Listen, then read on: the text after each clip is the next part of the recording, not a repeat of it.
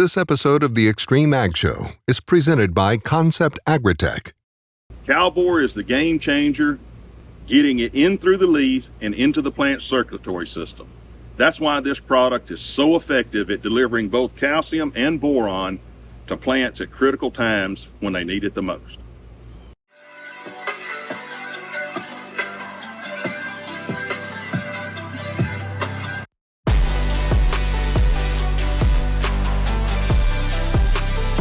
Hey, they were talking about rescuing a crop from chemical damage. Temple Roads had this experience here in Maryland, where Jason Worley from Nature's behind us is a crop that he had to rescue. What happened? So it was kind of a combination of everything. It really wasn't any one thing. It was a multitude of different problems all happened at the wrong time. So we put our chemistry on, our post application on, and the corn was probably V4, V5-ish. And when we applied it, the very next day, or actually the continuing 5 to 7 days, is when the Canada smoke happened and it got cool. It was already dry and it was already cool. So the crop was already kind of stressed at that point. There wasn't a lot of sunlight. Well, when that smoke came in and it kind of covered us up for like 5 days, our problem is we had no sunlight, and we were basically asking that plant to, hey, look, I need you to metabolize all this right now with no sunlight, no photosynthesis, no nothing, and we didn't have any rain. So all of it happened at one time with cool temperatures, and man, you want to talk about a funky looking crop. So this was just a chemistry that was put on, and I've used it for 5 or 6 years, and I've never had any issue. It was just wrong time, wrong place, wrong environment, and I didn't know that it was coming. Like, how are you going to look at a map or or a forecast and say, hey, the next 5 to 7 days we're going to get smoke from Canada? Like, you know what I mean? Like, it doesn't happen. There was nothing that I could look at, and I couldn't make that call. Well, I sprayed on a Friday. I went and seen Kelly. We went out in Iowa, and I was there for 4 or 5 days, and I got home and I was like, holy crap, my whole crop's ruined. So immediately we came out here, we did some root digs, and we realized that at the bottom of the crown of these plants, it was dying off. So the answer is until you establish brace roots, and it's going to make the plant go get brace roots because those are dying off, you need to feed it from the top. So that's what we did. It was a heavy load of foliar nutrition to get that plant out of its funk, make it shoot more brace roots, and make it go down and get the fertility that was there. There was fertility there, it just wasn't going to be able to capture it.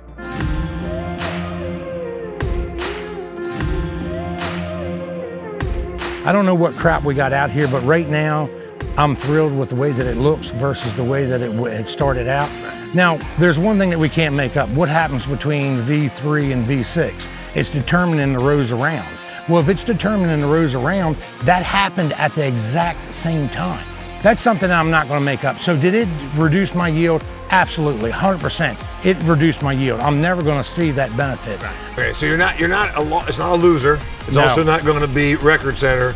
Maybe a 10% deduct? I mean, looking at it now, is that I'd say minimum of 10%. 10 to 20% yeah, deduct? It's not what I want, but it's a lot better than I thought. You know, what we damaged early on, it might have, instead of being 18 rows around, everything out here is 16 rows around. Now it's at 39,500, so I'm still good. So the only thing that I can do, since I've already gotten that taken away from me, all the thing I can do is make up weight. So there was a late season application done. That was about a week ago. That was pretty heavy. I'd say that I probably spent the extra of about 30, maybe 32 max extra that I wouldn't have done to get it out of its funk. So if I did that and I saved 10% of my yield, that's a big number for me. Well, that's the point I was going to make, is that you're not supposed to go based on sunk cost, but to put this acre in behind me was already $700 and some. Yeah, so a lot of people say, hey, don't go out there and throw good money at bad money. But this wasn't the situation. Like, I'm going to get it out of this, and like, you've already got the money invested. Yeah. Just don't walk away from it. Yeah, and a lot of farmers will do that. Yeah. They'll say, yeah, it's beyond salvaging. Go away, but you come in, let's say, hey, we're 7 days, let's hit this thing hard. And I think as a whole, you're gonna be satisfied. Yeah, it was already 700. So, I mean, at that point, I'm like, gotta risk it for the biscuit.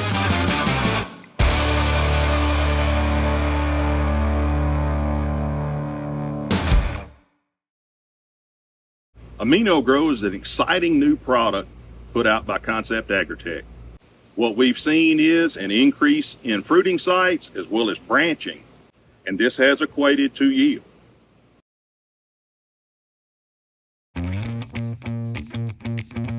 Spot less. Introducing the cleanup for tar spot, gray leaf spot, southern rust, and more. Novel next generation Adastrio fungicide from FMC broadens your spectrum and strengthens your residual foliar disease control. Protect your cornfields with a proprietary combination of 3 modes of action. Visit your FMC retailer or adastrio.ag.fmc.com to clean up this season. In the heart of harvest, victory awaits. Introducing Demco's high-speed, all-wheel steer, combine header transport trailers. Crafted for strength, engineered for speed. Demco, tailored for victory. Some farmers I know swear by a name. Say they'd never operate anything else. Well, here are a few names for my Fendt 900 tractor. Fuel Saver, Time Maximizer, Game Changer. I like those names.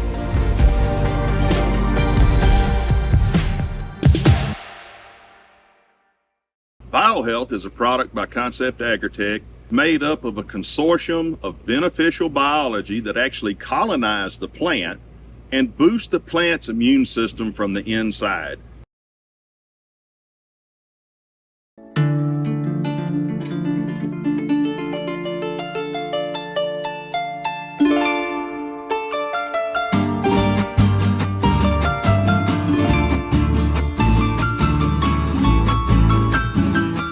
So, corn is an entirely human-engineered crop. It wouldn't propagate naturally. It's basically a piece of ancient genetic engineering.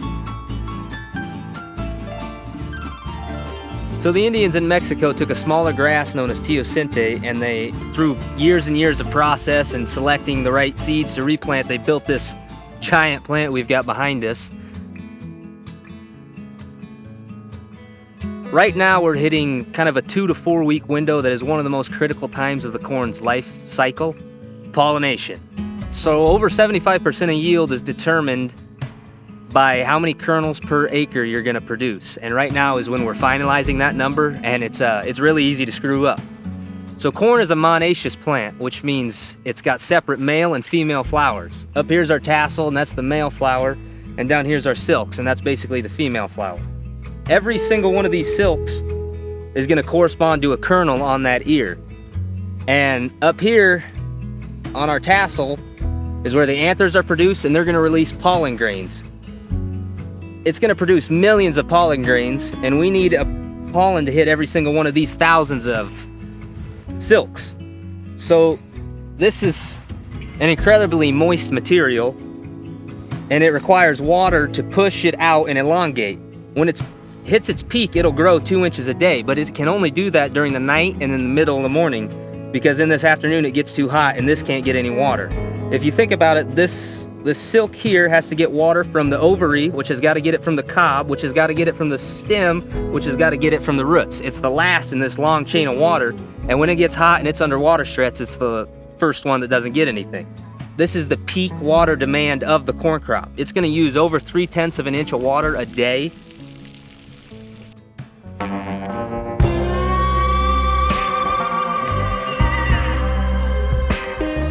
So just because you've got your pollen hitting your silk doesn't mean you're out of the woods yet. What that pollen has to do when it hits the silk is it has to grow a tube into the silk, and then it actually grows a tube all the way down the length of that silk so that it can inject its male genetic material into that ovary, and that's when the fertilization actually occurs. So just because a silk gets hit, you've still got some to go. If it gets dry then and it can desiccate that silk and that falls off, that's a kernel you're gonna lose. 86 degrees is kind of the critical number everybody talks about. At that temperature, your corn basically goes into neutral. It It stops going forward, stops trying to push, and basically enters survival mode a little bit. It goes into defensive mode. At 86 degrees, your proteins start to denature, which a protein is basically a ball of amino acids all folded onto each other. And at that heat, they start to expand and unfold, and then they can't operate properly.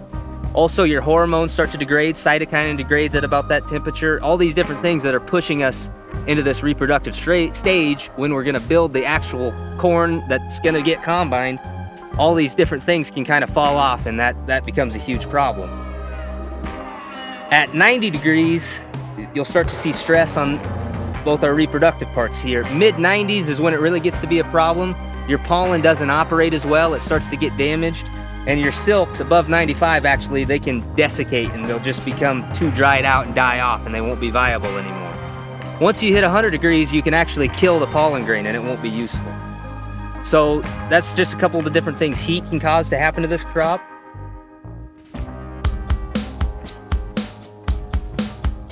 One of the things we're looking at as farmers now to help this corn through the stressful time, we use different stress mitigation products. We apply a salicylic acid product on there, which basically acts as an aspirin. You know, it gives the plant some defense mechanisms. It ramps up some different things, some amino acids and some different things that the plant will do defensively to combat this heat, and put that in it already so the plant knows that it needs to crank up and get ready because the heat's coming. We're here in the western corn belt here in western Iowa, and even though this plant was really built down in Mexico near some tropical regions and a lot hotter regions, we brought it up here to this temperate region, and it's really kind of hit the perfect conditions here. We've got great soil for building up fertility, and a big plant like this can really take a lot of that and it sucks that up. We've got really perfect temperatures. It gets a little hot in July and August, up to 90s and stuff, but really throughout most of the year, we've got the temperature that this corn wants to be at. We've got great water here, a lot of water supply. We don't have many irrigated acres at all around us. It takes 250 tons of water to produce 1 ton of corn. And really all these factors have built the perfect agricultural state in Iowa, and it's kind of perfectly centered on corn. And you can see that as corn is grown all across Iowa as the top corn producing state.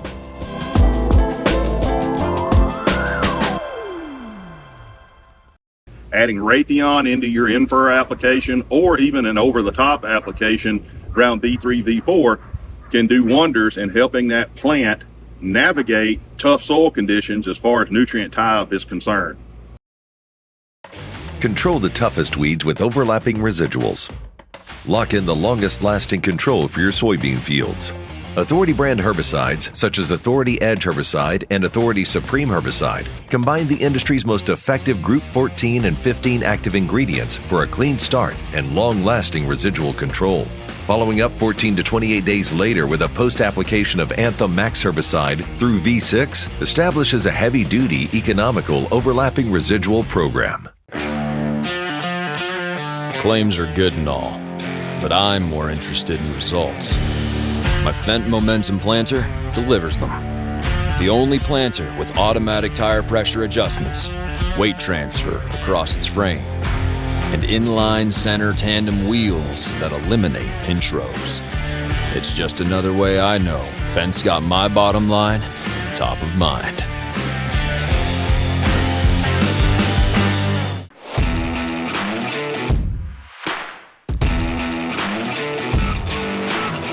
Introducing Demco's newest dual auger grain cart design. Now equipped with the front folding auger and available in right side or left side unload options. Featuring Demco's corner auger design for optimal visibility. With a 22-inch vertical auger, unload at speeds of 600 bushels per minute. Demco, outpace harvest time every time. Sweet Success has been in the product lineup of Concept AgriTek for a while. We've seen it do a lot of things that you wouldn't think a blackstrap molasses product would do. Anytime you can increase the bricks content of your plant, the more healthy it's going to be.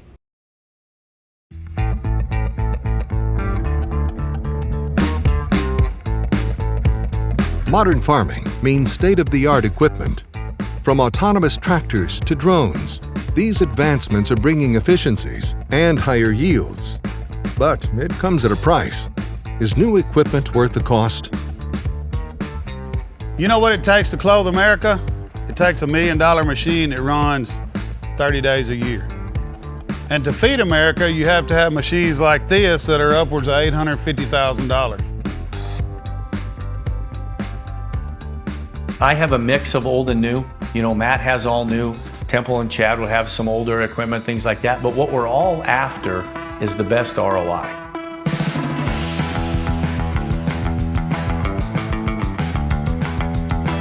We're taking 5 tractors, 2 sprayers, and it's second-year equipment. There's a large farmer that gets brand new stuff, and then we're taking his second-year equipment and putting more hours on it, and then we're trading it again. I look at my frontline equipment. What's the things that I need to be the most dependable on they can be and give me the least trouble that are going to make me the most money? That's when I'm going to consider a more late model or something in very good shape. If you have older equipment and you have downtime, your efficiency is going out the window every day. And we don't have all new equipment. We run some older cord heads just because, to me, the cord heads give us very little issues. The tractors, the planters, the sprayers for us is something that we try to keep updated every year if we can. And just really maintain no maintenance, basically have zero costs and repair bills and stuff like that on these key pieces of equipment, because if a planter tractor goes down because it's several years old, it's a big deal.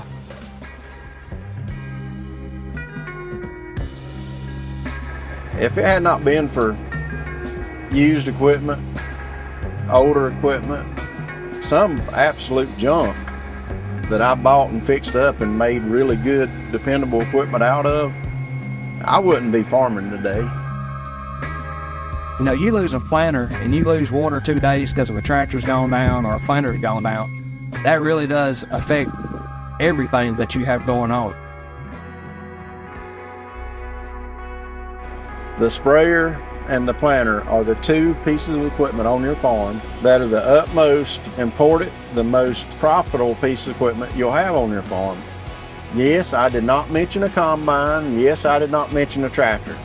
I guarantee you, if you get in a bind, you can find a combine to rent, and I guarantee you, if you need to borrow a tractor, you can go borrow a tractor somewhere.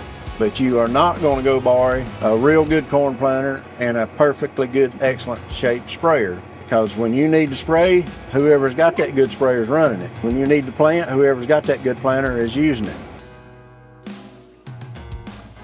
But we're trying to put together an equipment line that gives the best return. At the end of the day, that is the philosophy.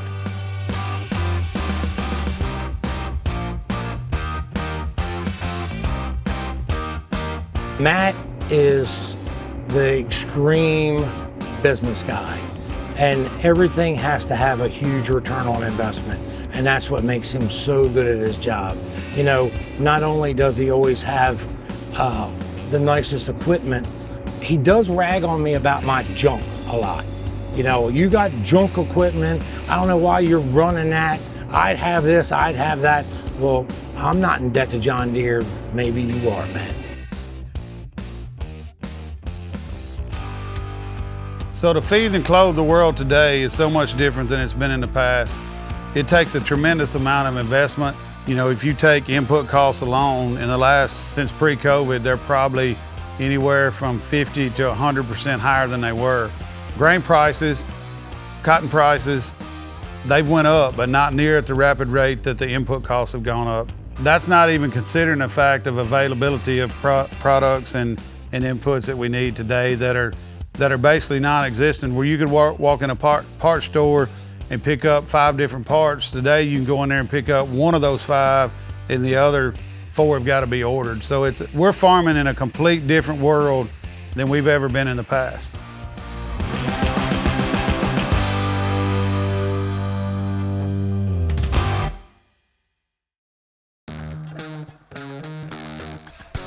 Go long for season-long foliar disease protection that starts at plant.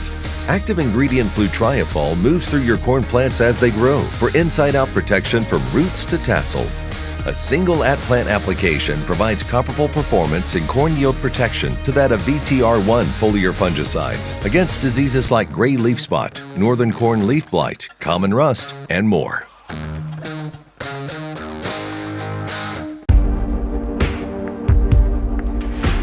Some farmers I know swear by a name, say they'd never operate anything else. Well, here are a few names for my Fendt 900 tractor. Fuel Saver, Time Maximizer, Game Changer. I like those names.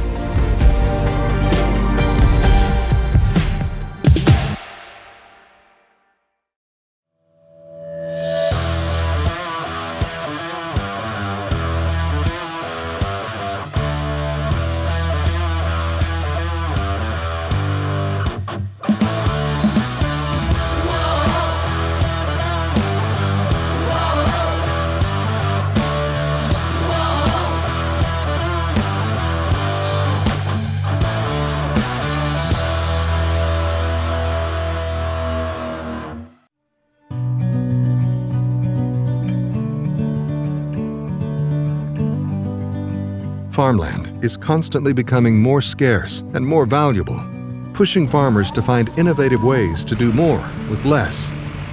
For farmers that have cattle, like Kelly Garrett, it's a constant question of whether it's better to use land to feed the herd or to grow crops.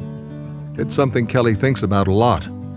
But he's found an innovative and sustainable solution. The cows are producing very nice income. The soybeans, not so much. So like this year, we're 80% corn, 20% beans, and we've even taken of 100 acres that was going to be soybeans and put it into this rotational grazing research project because we know we're making money on cattle. Then we will cut that 100 acres into probably about 5 different paddocks. So 5 20-acre paddocks, and you'll move the cattle, you'll graze it down till it's about 4 or 5 inches, then you're going to move them to the next one. We don't want to graze it all the way into the ground, so we'll move them from paddock to paddock. And rather than letting them graze the whole thing, they'll get better use out of the ground, and you can up the stocking rate with rotational grazing.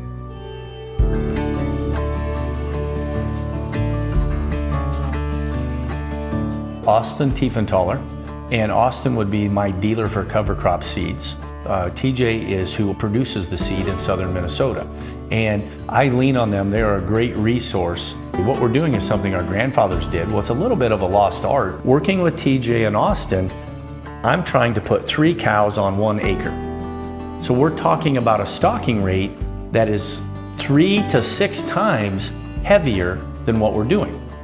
On a typical pasture that's here, the species of grass would be called brome. There's some vetch, there's a couple different kinds of kale, there's some sorghum, things like that. That's a warm season mix that will grow throughout July and August, whereas the brome kind of goes dormant and you just hope you have enough. I don't like hope. I want to have control, and I don't want hope. And so I could never get to the stocking rate on cows that I'm trying to get with brome. That's what this 100 acres is all about.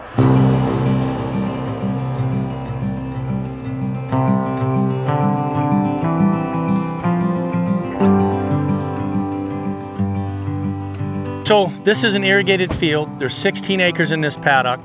Obviously the rye has come up, and the oats are coming, the peas are coming. It just isn't as tall as I had hoped for the date that we are. However, it's obviously been a cold late spring. Before you do the planting, graze it really aggressive. Let them take it all the way to the dirt. That was our plan. Yeah, take it all the way to the dirt and then come in. 3 to 4 inches. Yep. Because otherwise, if you're just going to graze it and move them, you want to leave it 3-4 inches tall, so you get rapid regrowth. Right. That's what we talk about. We don't want to graze it in the ground when we're rotating, because every plant is like a solar panel. Yep. And the smaller the solar panel, the less energy, less photosynthesis going in, the longer it takes to come back, and the shorter you grow it, it becomes an exponential problem. Yep. So we don't like to graze it into the soil at all. Right. But when we're going to plant, we will. Yep. Then you take it down in the soil. Because we got to give that new seeding, we got to give it a chance. So the summer mix, aggressively move it, even at 6 inches, move them off of it. Yes. Because it's just going to rapidly grow back for you. And so the great part about this is you'll get an early cut off from this or early graze off from this. Some of this will keep kind of growing back as the year goes on, and then we'll figure out in the fall, do you want to keep this paddock going on this? Do we put a fall mix over winter again, or do we say, okay, this is going to go back to corn, and we just let it terminate out? It's a little bit frustrating waiting on this because the brome pasture is already taken off. But I keep telling myself the brome pasture is about like the rye. It's about done. Yep. And the reason we're doing what we're doing here is to try to sustain this throughout July and August. Yep. So like this though, you don't want to, we shouldn't put the cows out on this yet. I would wait another, like I said earlier, I'd wait another good week here. I think it's great because you're trying to diverse yourself out to be profitable, sell the carbon, keep the cattle going, and you have a better row crop. I think that's, clean your soils up. I think that's great. Well, thank you for coming today. I appreciate it. No, I love coming down here. I like to be in the hills once in a while. I realize we're living some flat ground where I live. See you later. Big day today. We got all the cows out of the timber, out of the grass, off the hay, and they're going out on the rotational grazing that we put in on the ground going to bean stubble. They have been turned down here a little bit when we were first calving, things like that, but then we got them all in to allow it to grow. You know, TJ and Austin were here last week. We looked at the stand coming up and everything. They said, wait a week. Today's the week. So the cows are going out. We're going to push them and we're going to start rotating it. We'll have to see how it goes. Can I get to 3 cows per acre? I've never been able to do that before, but with TJ's help, I sure hope we make it. After you move them 3 times, it's not a hassle. They're ready to go. They're working with you. You have to be smart enough to work with them. Sometimes I think the cows are smarter than we are.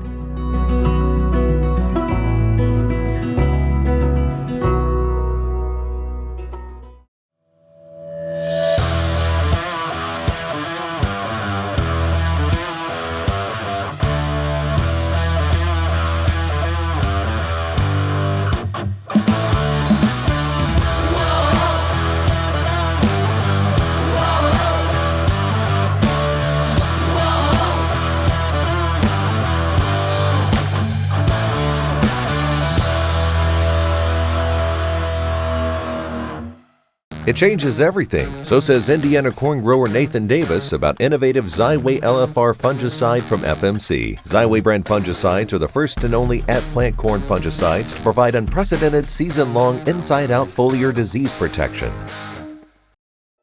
Precision is understanding the potential hidden within.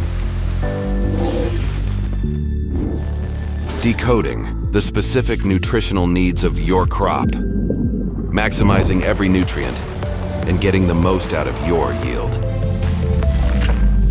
We break down the science in a way that works for your crops and for you. Apply less and expect more with Precision Crop Nutrition from AgriTek. In the heart of harvest, victory awaits. Introducing Demco's high-speed, all-wheel steer, combine header transport trailers.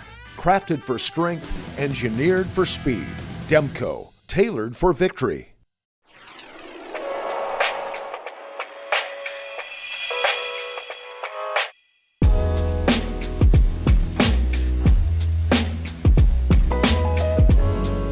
Copper's a micronutrient that we've learned quite a bit about in the last couple of years, really. You always kind of knew about them, but these micronutrients, we're really beginning to focus on them and learn more. So copper's probably up there. I always like to think of copper as a defensive micronutrient. So it helps the plant in its defense state, immune system, so to speak.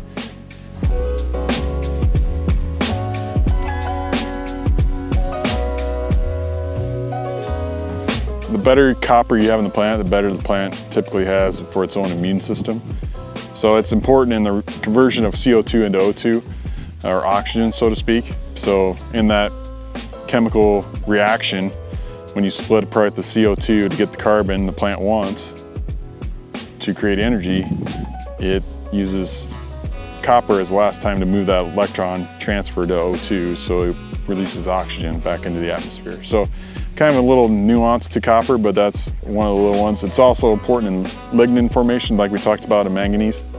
Helps with cell wall strength, and when we got a good cell wall strength in a plant, it's like our skin. Like a tougher skin we have, the harder things are to penetrate it. So the pests we deal with, the diseases, the bugs. So if we have good copper content, we have strong cells, the harder it is for those bugs to penetrate those cell walls and do the damage they do. So copper's in that realm is very important to us as a plant health aspect. We use a lot of fungicides to fight and insecticides, and what we're trying to learn is can we use copper as a natural defense mechanism and use less of those synthetic fungicides and insecticides to help have a better, healthier crop.